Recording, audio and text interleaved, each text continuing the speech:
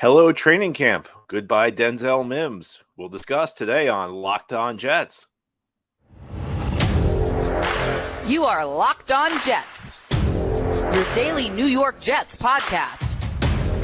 Part of the Locked On Podcast Network. Your team every day.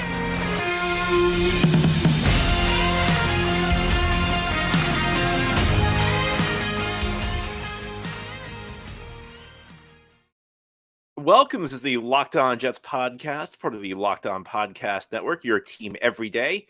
It's Thursday, July 20th, 2023, and I'm your host, John B. from GangreneNation.com. Thanking you so much for making the show your first listen or first watch every day. Subscribe to the show for free on YouTube or wherever you get your podcasts so that you'll get new episodes as soon as they're posted. If you're listening on a podcast source and enjoy the show, please give it a 5-star review. And if you're watching on YouTube, give this episode a big thumbs up. These things help us out and help other Jets fans find the podcast. Well, the Jets reported to training camp yesterday. The first practice is this morning. However, the team made some news. There were some roster transactions, and we will discuss them on today's episode. The biggest news, I think, involves a player the Jets drafted in the second round just 3 years ago, and that was Denzel Mims. The news broke. It was Wednesday around midday. It was Brian Costello of the New York Post who essentially said that Denzel Mims' Jets career was over. The Jets were going to cut him unless they were able to work out a trade. It was actually kind of savvy move, I think, by the Jets, manipulating the media by just announcing that they were letting Mims go because there was some interest on the waiver wire. So if you're not familiar with the way the NFL works this time of year, players with less than 4 years of experience, once they're cut, the other 31 teams all have a chance to claim them. And if multiple teams put in a claim on the same player, the player goes to the team that had the highest draft pick in the spring NFL draft. So there might have been a team out there that, was interested in Mims, but was afraid that that another team would claim him. So you put it out there that we're going to waive him, we're going to get rid of him, and maybe you get somebody who's willing to offer you something in a trade. And that's exactly what happened, because in the evening, news broke that the Jets had worked out a trade with the Detroit Lions, sending the former second-round pick to Detroit for a small package. Not a surprise at all.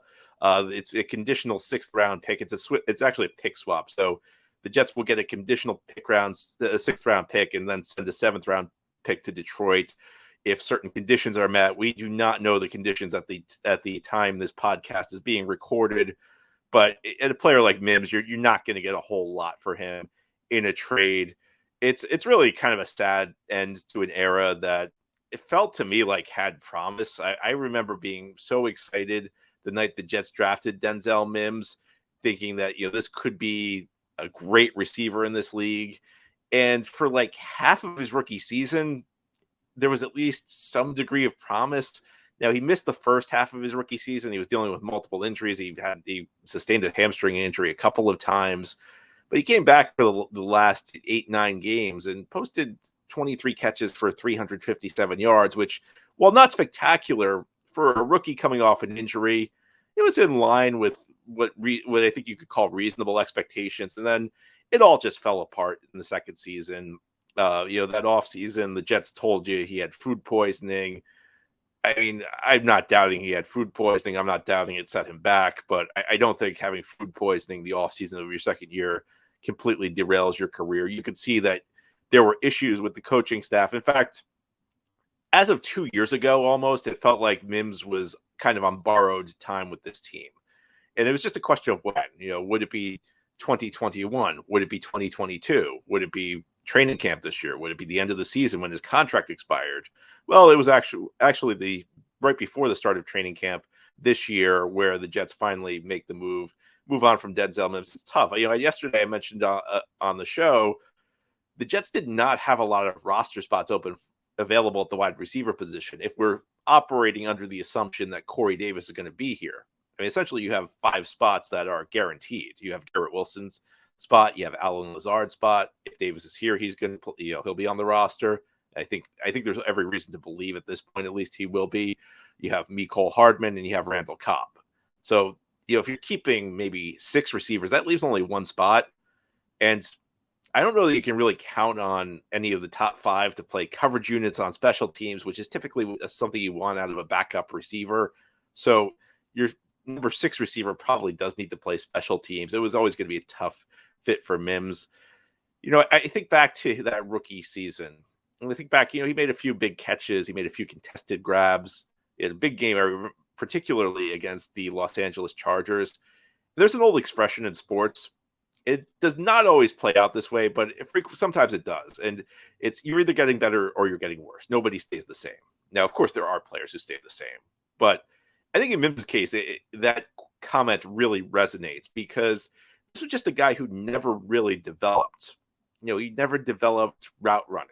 And if you remember, when the Jets drafted him, he came in on paper with a lot of physical tools, but he ran a very limited route tree under Matt Rule at Baylor. And it was always going to be a transition period for him because the NFL route tree, NFL playbook has, for pretty much any team, is going to have way more routes to run. So you knew there would be some sort of learning curve. He just never felt like he developed. And the other issue with Mims was there were always those concentration lapses, whether, he's getting lined up in the wrong spot, whether, the Jets are in an illegal formation, or the drop rate, which, admittedly, it's a small sample size. Mims, did not really have that many targets, but his drop rate the last 2 years has been very high. And again, that goes back to concentration. And, it's easy to get on the coaching staff. And I don't think the Jets had a great offensive coaching staff the last 2 seasons. But here's the thing. When Mims has gotten opportunities, and he has gotten opportunities, there were games where he saw the field quite a bit. He never really did anything to show you that the coaches were making a mistake in keeping him on the bench. I mean, there was maybe like one play against New England where he had a long catch and run. There was, that one catch he had against Buffalo in the Jets' victory in early November where he had a clutch third down reception from Zach Wilson. But, I mean, those are like 2 plays in 2 years. You got to have more in the NFL. This guy losing playing time to the likes of Keelan Cole and Braxton Berrios. I mean, this is not the greatest show on turf. So I just can't blame the Jets for Mims's lack of development. I mean, there are areas where maybe the team could have communicated with him better. I mean, we know LaFleur was probably not the greatest coach at getting through to young players, but Mims just did not show the skills that the Jets drafted him for. He did not show the ability to develop in the way the Jets wanted him to develop. So I blame the Jets very little for this not working out. I mean, you can blame the situation. Well, in the same situation, Garrett Wilson had 1,100 yards. Elijah Moore, who was an enormous disappointment, had way more production than Mims. So even a player who you could say did not meet expectations, Elijah Moore, still quite a bit more than Denzel Mims. So it's difficult for me to blame the situation because why did these other young receivers outproduce him? It's just a case where the Jets missed in the second round. They understandably, and listen, I did the same thing. At the time, I loved the pick. I told you, if you go back to listen to that podcast, I told you he was my favorite receiver on day 2 in 2020. So I missed. I understand why they did. It just never worked for him. He never was able to develop.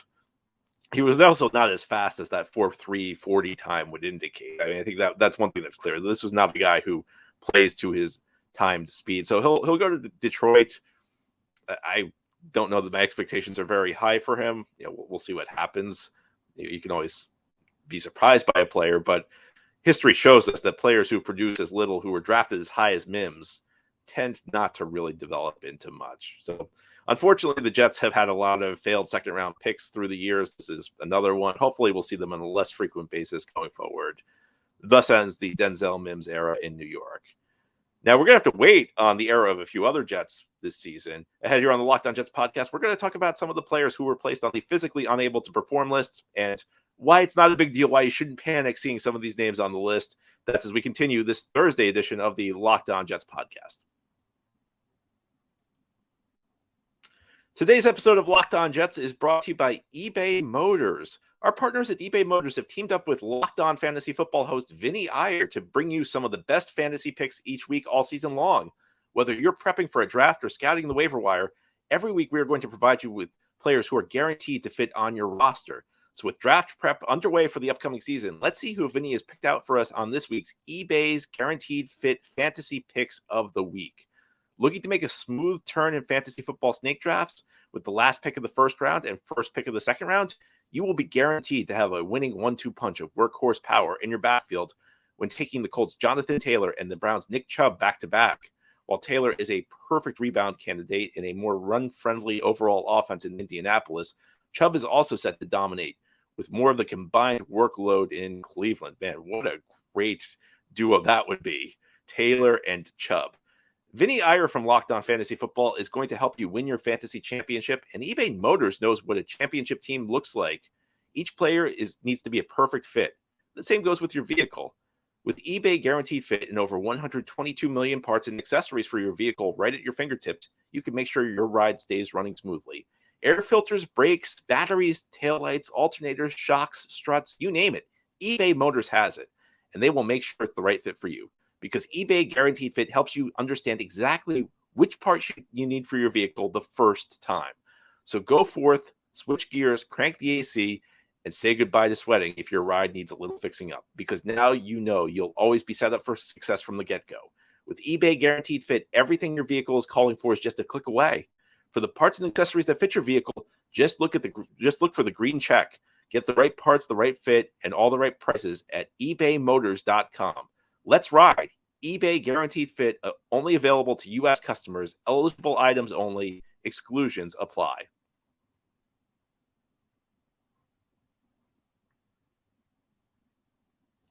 Thank you for making Locked On Jets your first listen or first watch every day. I want to give a big shout out to you every dayers. This is a daily podcast. If you're new to the show, we have new episodes each day, Monday through Friday. Glad to have you with us today as we talk about the start of Jets training camp. Now, one of the annual traditions, if you want to call it that, for the Day Players Report is we find out who's on the physically unable to perform list. Now, let me give you a little background here. I actually wrote an article about this the other day on gangreennation.com in case you're interested. Each player, in order to begin practicing, has to pass what's known as a conditioning test. And that's exactly what it sounds like. It's a test to see whether you're in shape. It could be, 6 100-yard dashes that you have to do back to back to back to back in a certain amount of time. And what you actually have to do could depend on what position you play. The linemen have less strenuous activities, relatively speaking, than the skill players. It's essentially to make sure you're in football shape. And, any player who's in the NFL, you better be able to pass it. It's very hard, but I mean, these NFL players are like the most incredible athletes in the world. A guy who's out of shape by NFL standards is still like in better shape than 99% of the general population. Players who cannot pass the conditioning test end up on what's known as the physically unable to perform list. And quite frankly, most of those players are injured. They're coming off injuries and they just can't do it because they're physically not there. And that's why they go on what's known as the physically unable to perform list. So this happens every training camp. People panic when they see a certain player is on the list. And the Jets placed 4 players on their physically unable to perform or PUP list this year. And they are Breece Hall, Randall Cobb, CJ Uzama, and a late round pick, Jarek Bernard Converse. So these are the 4 who begin the 2023 training camp on the PUP list. Now, what does that mean? Well, it just means that they're not ready to practice yet because they're coming, and for all 4, it's because they're coming off injuries. So what does this mean? How long do they have to wait? Well, they can come off the list anytime they're ready to practice. As soon as they're ready to go, they can perform the conditioning test, and if they pass, they can practice that day. It's that simple. So it's nothing to get worried over. Now, if we get near the end of the training camp and they're still there, it could be a different story. Because if you remain on this list at the start of the regular season, then you can't come off at any time. Then you have to wait at least 4 games. You have to sit out at least 4 games before you can come off the list. Now, another thing, and this is a very small thing, very minor point I'm going to make here. You can only be on the list at the start of training camp. So if somebody gets hurt today at the first practice, somebody pulls a hamstring, they don't go on the PUP list. So that alone should tell you that it's not necessarily something worth panicking over to see somebody on this list, because it just shows you that you got injured before the start of training camp. You get injured the first minute of the first practice, you don't go on this list. This is just telling you who has not been ready at the start of training camp. Now, let's look at the players on the list. Obviously, the biggest name I think is Breece Hall, who most important player on this roster, and the Jets should be very cautious with how they handle Breece. We know how important Breece is. If you're an everydayer, I don't need to tell you. I keep going on about it. You probably know. I mean, you saw what happened last season when Breece left the lineup. Essentially, the whole offense went with him. So that's not going to happen this year because Aaron Rodgers is quarterback and the Jets will get more out of their passing game. And that could be a positive because it means that Breece may have a little bit less pressure to get back. Hopefully, one of the young backs can step up and take some of the load off Breece. Hall has told us that he's still hoping to be ready for week one. He's said that in the past that his focus is on being ready for week one. And again, being on this list, not necessarily going to prevent him from being ready for week one. Again, these guys could come off tomorrow. Sometimes what happens is player begins camp on the PUP list just because he needs one extra day to get ready. And then he's ready. He's back by day 2. So, we'll see what happens with Breece Hall. Breece Hall's injuries, recovery is worth monitoring. And I think that if anything, the Jets are going to play it safe. I don't think that they're going to push him back into the lineup too soon. And let's be honest, it's the middle of July right now. This is not the point where you push a guy back, where you try and get a guy back as soon as possible. If it's December and you're making a playoff push, if it's January and you're in the playoffs, that might be the point where you're tempted to rush a guy back into the lineup. Not in the middle of July for the first practices of the season when everybody's still kind of getting their football conditioning ready anyway. So Breece Hall, worth monitoring. Again, it's not necessarily, it's not necessarily a case that everybody on the PUP list is going to be healthy by the start of the regular season, but we're still a long way off from the point where there should be any concern. And then there are a couple other names worth mentioning here. Randall Cobb, who, of course, the Jets signed, who is going to probably play a big role in this offense, much to my chagrin. He's on the PUP list, and so is TJ Uzama. And Uzama, if he's on the PUP list for the start of training camp, this actually opens up a big opportunity for Jeremy Ruckert. And I've talked about this, how Ruckert is really my hope at the tight end position for the Jets, because that first season, his rookie year last year, it was really kind of a redshirt year. Ruckert needed to develop both as a receiver and as a blocker. He was not ready to contribute on day one. He was never expected to contribute on day one. So the question was, how much could Ruckert develop in year one and in that first off season? And now if Uzama is out, well, somebody's going to have to take his snaps with the first team when the Jets go to 2 tight end sets. And that figures to be Ruckert. And sometimes what you'll see in training camp is a guy gets a promotion because somebody else is injured. If he plays well enough, he never gives the spot up. I think that's one of the things the Jets might be hoping for here, is that Ruckert steps up. And, they drafted him in the 3rd round last year. I don't think they drafted him to sit for 4 years. I think the hope is that he steps up and earns a starting role. If he does that, then, this tight end position has a much higher ceiling than it would with Conklin and Uzama. And then Jarek Bernard-Converse is also on the PUP list. I hope he gets back soon, because for a guy like this, he's a 6th round pick.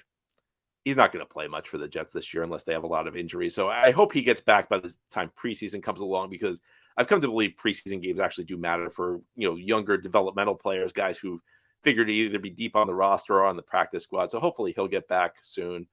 But the Jets begin training camp with 4 players on the PUP list.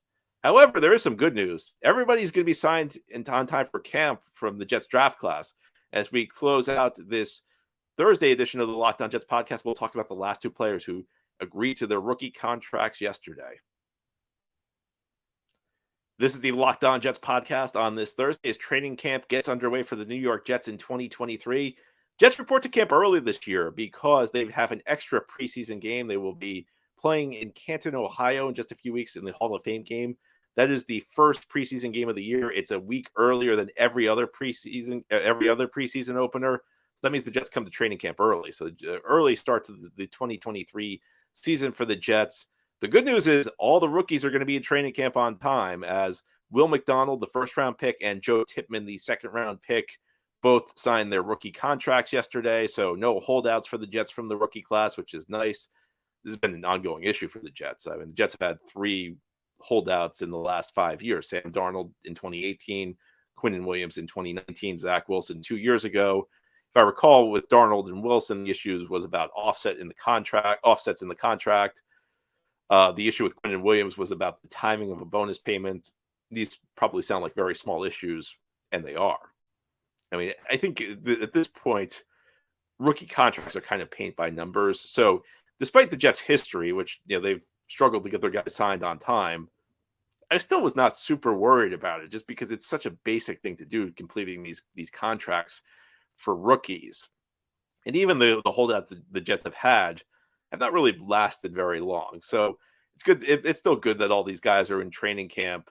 And I think both McDonald and Tippmann really do need to be in camp, because they're both going to be competing for playing time, albeit very different contexts. With McDonald, he's just kind of trying to earn a spot in the rotation on what's a very deep defensive line group. I think the Will McDonald pick is actually kind of like my ideal for how a team operates. I like it. I like drafting a player who you don't need to depend on that first year, where he can just focus on developing at his own pace. And listen, if he shocks you, if he goes out there and looks great, then he earns a spot on the field. But I like the idea of competition. I like the idea of making the rookie earn a spot instead of just being handed a starting job because he's a first round pick. And I also like the idea that the rookie doesn't have a lot of pressure on him, that the season is not destroyed if he's unable to produce. And that's something because the Jets have had such thin rosters through the years, that's happened way too frequently, where guys have been forced into the lineup before they've been ready to contribute. That's not happening with Will McDonald. He can go out there and wow everybody and earn a spot on the field, but he's got to do that to earn a spot. He's got to do that to get on the field, because there are good players in front of him. There are good players on this defensive line, and he'll have an opportunity. Listen, the Jets like him. They drafted him, 15th overall, so it's not like they're going to ignore it if he plays well. But he's got to earn his spot on the field. And I think to an extent, the same thing goes for Tippmann. Now, I think if the Jets were being honest with you, just my speculation, but they drafted him in the second round. I think the Jets love Joe Tippmann. I don't think the Jets love Connor McGovern. I mean, they were essentially willing to let him go. They went the entire 2022 season without really talking contract extension with him. And they were ready to let him go, much to my chagrin. And he only came back really because the market kind of fell out from under him. And, it kind of felt like one of those situations. You see this from time to time where perhaps a player overplayed his hand. Every season, you see guys who enter free agency, they think they're going to get a big contract. They ask for way too much money, so nobody's really interested.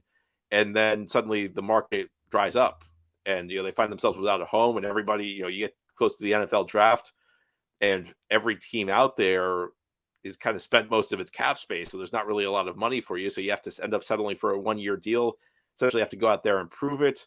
You have to go out and do it again, essentially. And it's a tough situation for McGovern, but it worked to the Jets' advantage. But they only brought him back. They brought him back on a cheap 1-year deal. So it was almost one of those situations with the Jets where it felt like they did not want to bring him back, but then they saw they saw what happened. They were like, well, this price we kind of have to. It's like you're out of the store and you see this unbelievable bargain for some product you don't really need, but it's so cheap that you're just like, you know what, I got to do it. This is just such a good value. That's kind of where the Jets are with McGovern, but I do think the Jets want Tippmann to win this job.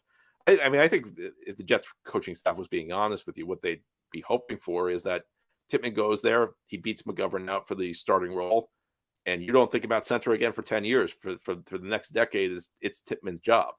Now, will it play out that way? It depends. And again, a good situation, because if Tippmann's not quite ready to go, well, the Jets have the luxury of playing McGovern at center. He's done a very credible job the last 2.5 seasons. The first half of his first year with the Jets was a little uneven, but really from the second half of 2020 on, he gave the Jets very solid center play.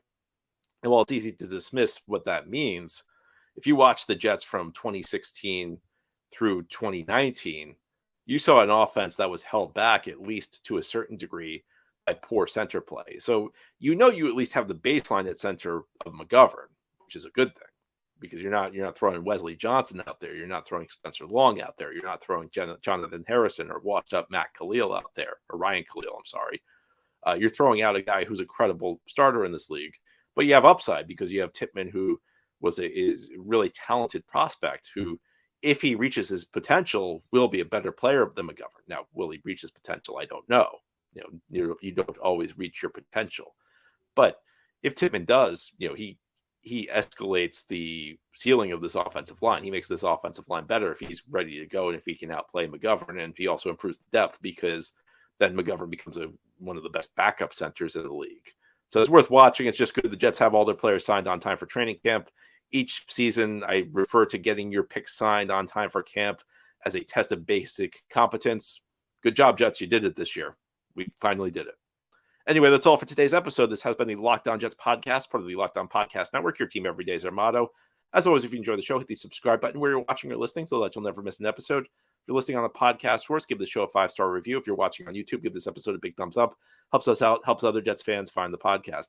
Have a great Thursday, everybody. Enjoy that first Jets practice. We'll be back tomorrow to talk more Jets.